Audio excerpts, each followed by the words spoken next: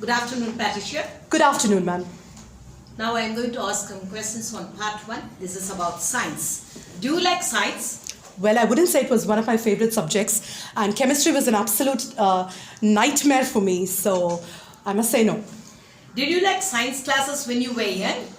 I think it had a lot to do with my teachers who taught me science. They were good. They were very good at what they were doing. Unfortunately, I did not have an aptitude for those formulas and equations that we had to memorize in chemistry. So those were not classes that I looked forward to.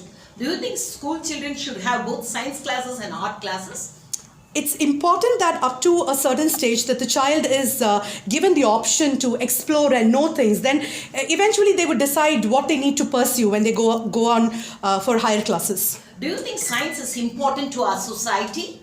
Absolutely, yes. Otherwise, how would we have the scientists and the modern technological inventions and all that? So it's an inevitable part, and there are many who have the aptitude, the flair for science, and they contribute largely to the society. So yes. Now about history. Do you think history is important? Well, yes, we learn a lot from our ancestors. We know where our roots come from, and that plays, and it also helps us understand the course of human evolution. So for me, history is one of the subjects that every person should be exposed to, and history also teaches us the things that we should do and the things that we should probably avoid for a better future. Do you like to learn about history? I've always been fascinated with reading about different civilizations.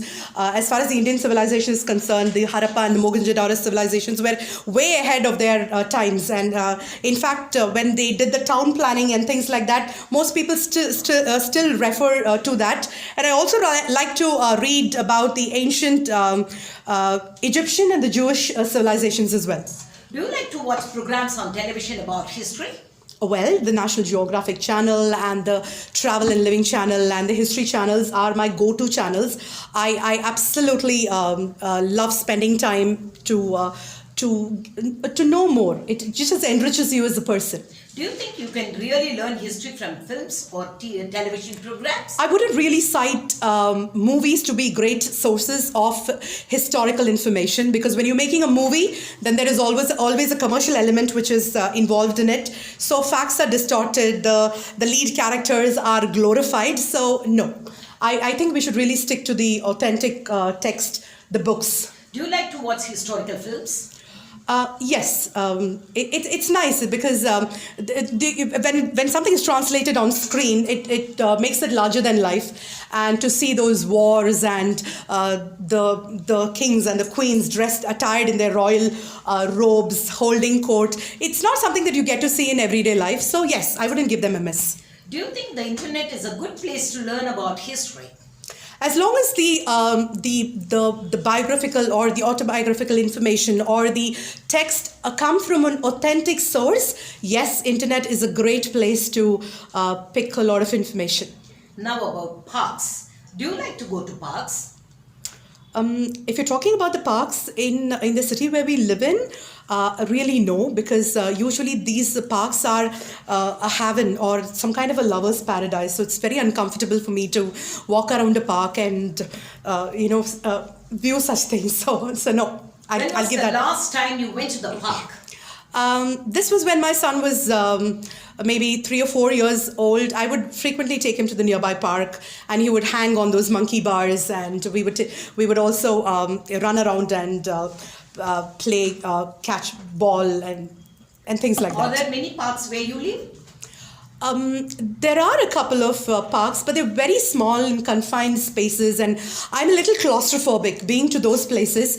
So those are not places that I frequent. Do you think parks are important for people?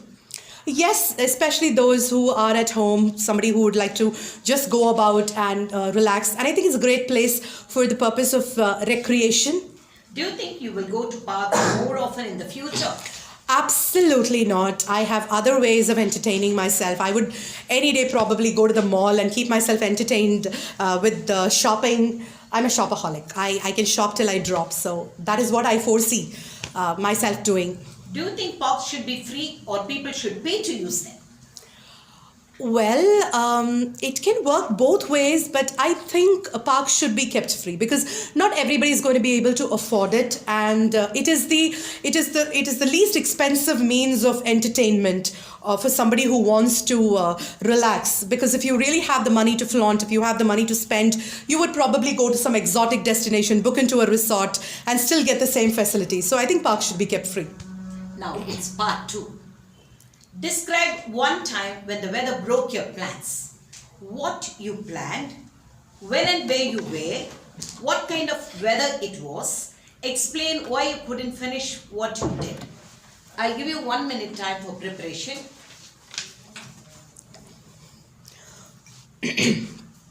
Well, at the outset, let me tell you that I'm the kind of a person who is very well organized. I have an eye for detail and I don't miss anything. I pride myself in saying that I don't miss the little pieces of information when I have to decide on something.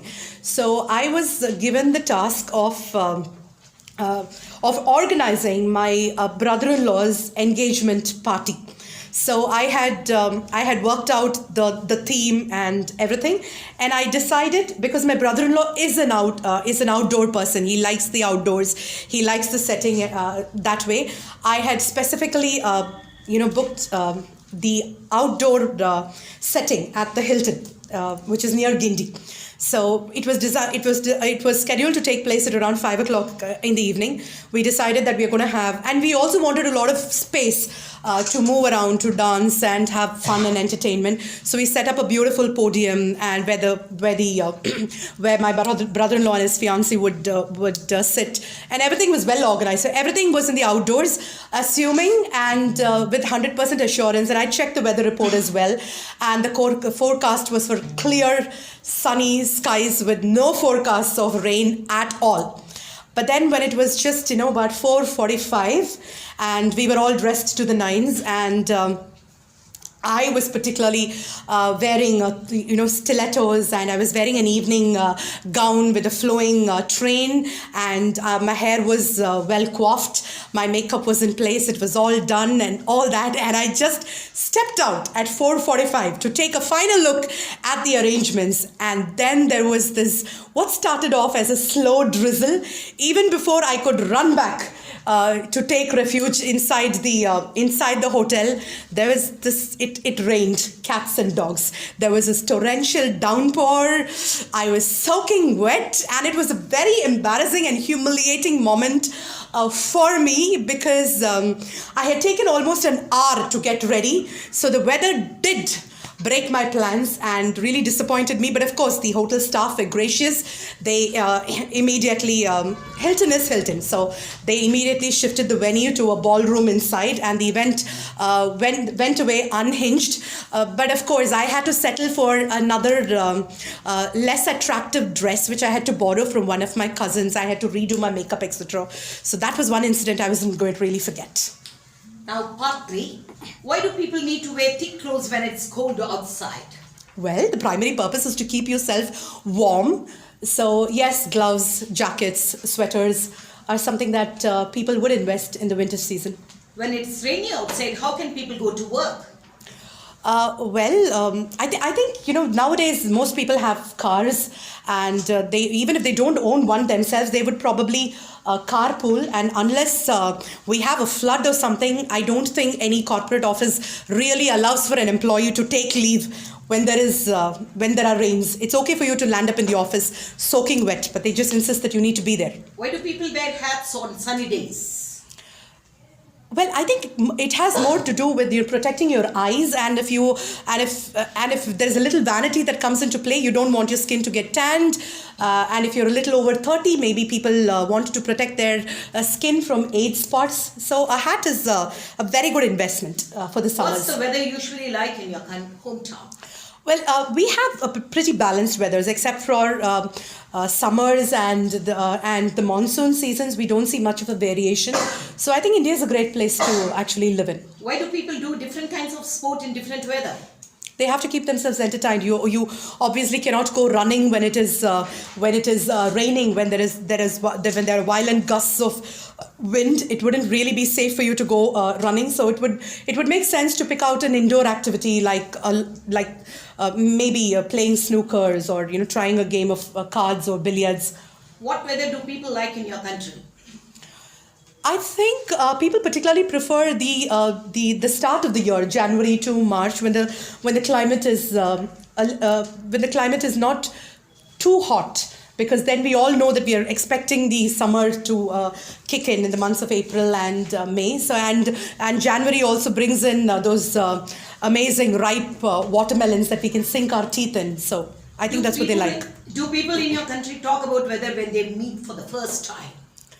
Rarely so. I don't think we have the culture of the Englishman where we constantly speak about the weather, because our weather is pretty set. So unless it's a person visiting from some other place or a town, I don't think we make regular enquiries about the weather. Does weather affect your mood? Well, I'm fairly certain that depends on the person, because if it's really hot and humid, I think it gets people a little. It makes people go a little cranky. They want things to be done fast. So maybe so. Does weather have any impact on people's daily activities? Well, when we have summers, the academic calendar in India is set so that children can actually stay at home. So apart from that, I don't think there are other activities that we do only because the weather is so. Because we don't have winters where we have ice and snow that we can go skiing or something as people abroad do. So in India, I think there's not much of a difference. Where can people get weather reports? Well, the go-to weather report is what comes on the daily television. And then, of course, we have the internet that we go to for news. There are also weather reports given in the dailies. How do weather reports affect people's life? Unless they have an event to schedule, like a wedding, or if they're probably playing a game of cricket or something, I don't really think people make decisions based on weather. If you want to go shopping, you simply go. You don't really put it on hold because the weather is weather's a dampener. Why are people interested in the weather? Maybe because they want to know what is going to happen next, and maybe because they want to also dress up appropriately, the right attire for the right season. You wouldn't want to really you wouldn't really want to wear your cowboy boots when it's raining. You want to hold it, protect it, and most people wouldn't want to really soak their expensive shoes when they know that it's going to be raining. What do people do on rainy days and sunny days? On rainy days, I think the best thing that people do is that they probably, stay indoors with a steaming hot cup of coffee and munching on some homemade snacks served really hot. And in the summers, I think we all try to escape to the nearby hill station or head to the beach. The last one. Has climate change affected your country? Yes, because now the climate, the weather conditions are a little erratic. We have unprecedented changes in the weather. We have rains when it is not supposed to be raining, or there is excessive heat and humidity when we are expecting a nice chilly weather. So yes, I guess global warming has taken its toll on the Indian climate scenario as well. Thank you, Patricia.